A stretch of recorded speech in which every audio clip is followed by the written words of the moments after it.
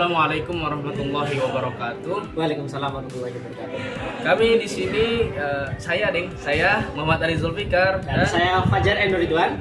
Nah, di sini kita mau ngapain, Bang? Kita akan mengerjakan tugas ya, pemenuhan tugas pendidikan karakter.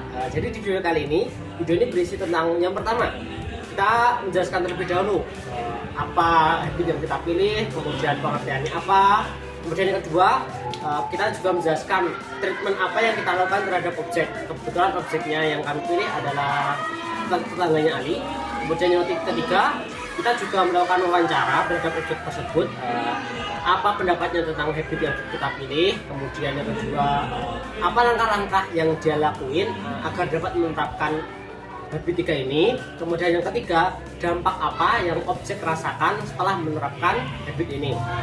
Nah, di akhir video nanti kita juga akan menjelaskan sedikit kesimpulan dan harapan kepada teman-teman semua yang melihat video ini. Baik, langsung saja bisa dimulai dari yang pertama.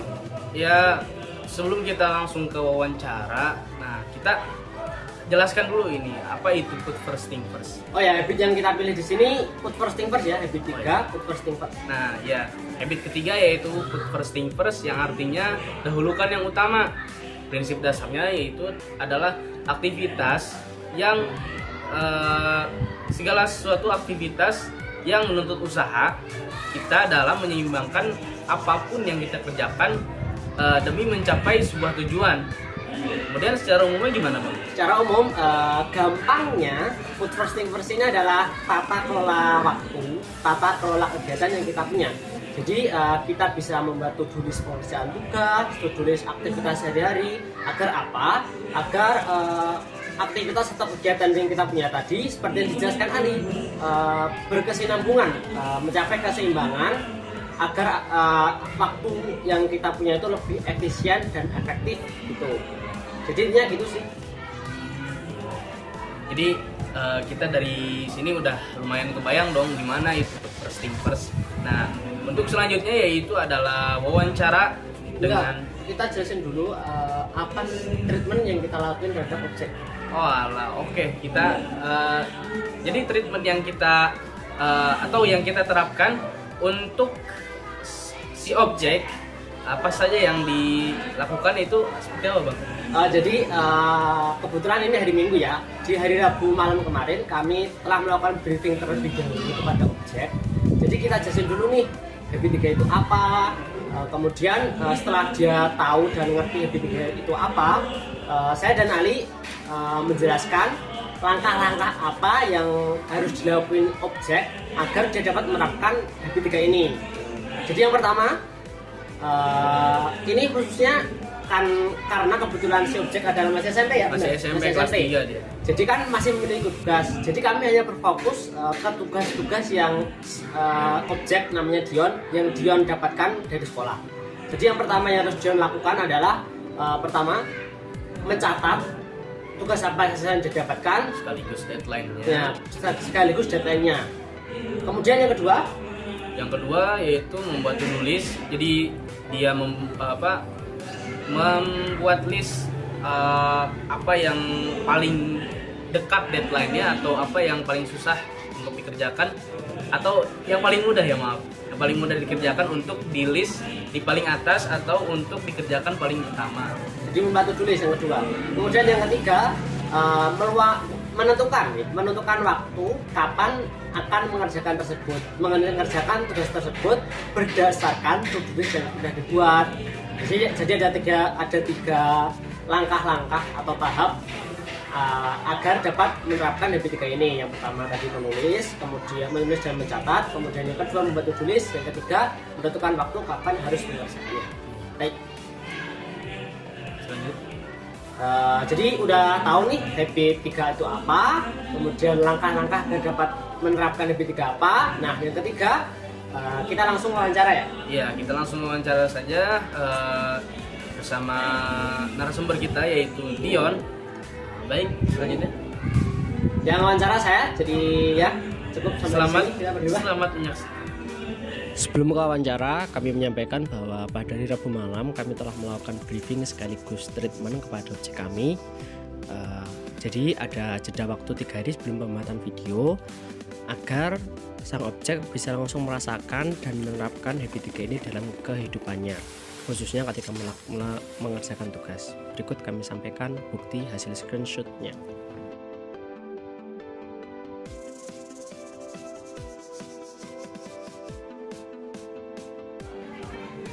Baik, alhamdulillah pada kesempatan kali ini saya sudah bersama Dion selaku objek untuk kami lakukan treatment mengenai habit 3 ini.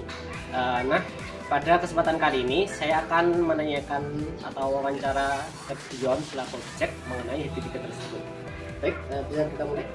Boleh. Langsung saja ke pertanyaan pertama ya. Kemarin kan sudah dijelasin nih habit 3 itu bagaimana. Saya sama ini sudah menjelaskan. Pendapat Dion bagaimana setelah mendengarkan habit 3? Pada awalnya saya bingung apa itu habit 3 itu, dan setelah saya tanya-tanya kepada Kak Ali terus dan kakaknya juga kan dia, saya juga terus akhirnya saya mengetahui gitu habit itu apa. Habit 3 itu semacam apa yang saya harus lakukan terlebih dahulu, semacam prioritas. Iya. Dan juga menurut saya bagus. Jadi udah paham nih ya, pikirannya nggak apa. Alhamdulillah sudah. Kemarin juga kami kan agak nyuruh ke Dion untuk menerapkan ini. Kemarin juga udah jelasin langkah-langkahnya. Nah, yang Dion lakuin langkah-langkahnya apa sih buat menerapkan habit 3 ini? Pertama-tama yang saya kerjakan itu semacam saya membuat list tugas. Jadi lebih ke tugas ya, tugas ya. Iya, tugas sekolah. Iya. Lanjut. Saya pertama-tama membuat list tugas, dan list tersebut berisi tugas apa yang saya harus kerjakan dan waktu deadline. Baik. Kemudian kedua, Langkah kedua saya membuat kayak to-do list. Jadi saya membuat semacam tugas satu, tugas yang pertama saya kerjakan itu apa, tugas kedua, dan seterusnya. tulis ya. To-do list. Setelah bikin tulis itu terus yang ketiga, Saya mengerjakan tugas tersebut dan sesuai to-do list tersebut. tulis meluangkan waktu lah. Mungkin ya. Baik. Jadi setelah tahu habit 3 itu apa, langkah-langkahnya apa, kan Dion udah kurang lebih 3 hari lah menerapkannya dari hari Rabu sampai hari Jumat. Dampak apa yang Dion dapatkan setelah menerapkan habit 3 ini? Alhamdulillah berdampak positif. Boleh dijelasin gimana? Yang pertama-tama tuh saya lebih tertata tugasnya karena saya membuat list tersebut dan waktunya lebih tertata. Yang kedua, saya mengerjakannya lebih tepat waktu. Jadi sesuai dengan deadline-nya, jadi saya lebih produktif dan nggak ada kata terlambat. Setelahnya itu yang dampak selanjutnya yang terakhir nih, saya meningkatkan komitmen diri. Karena ditulis tadi ya? Iya, karena ditulis tadi. Sudah. Baik, sekian.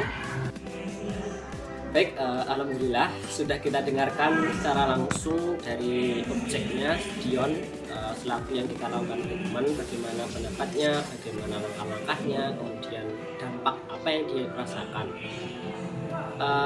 Kesimpulan akhirnya, semoga apa yang kami jelaskan, kami lakukan treatment ke Dion dapat Dion lakukan secara berkelanjutan.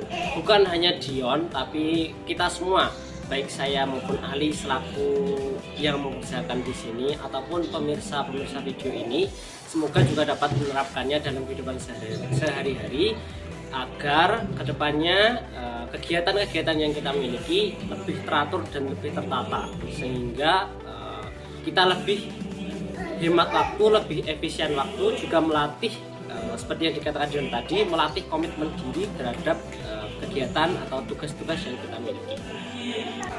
Baik, tibalah kita di ujung video nih Kak Ali ya. Iya, kita udah di ujung nih. Udah jelasin apa itu pengertiannya, kemudian treatmentnya apa aja, terus tadi apa yang ketiga? Udah apa namanya? Wawancara juga ya. ke orangnya. Yang keempat ini penutup ya. Kami selaku yang mengerjakan tugas di sini menyadari bahwa banyak kekurangan dalam video ini. Jadi saya dan Ali mohon maaf yang sebesar-besarnya karena masih banyak kekurangan di video ini. Maafin nggak ya? Maafin dong. Ya mungkin cukup sekian ya. Sekian yang dapat kami sampaikan. Kami mengucapkan terima kasih sebesar-besarnya kepada yang telah menonton video ini. Terima kasih. Sekian. Wassalamualaikum warahmatullahi wabarakatuh.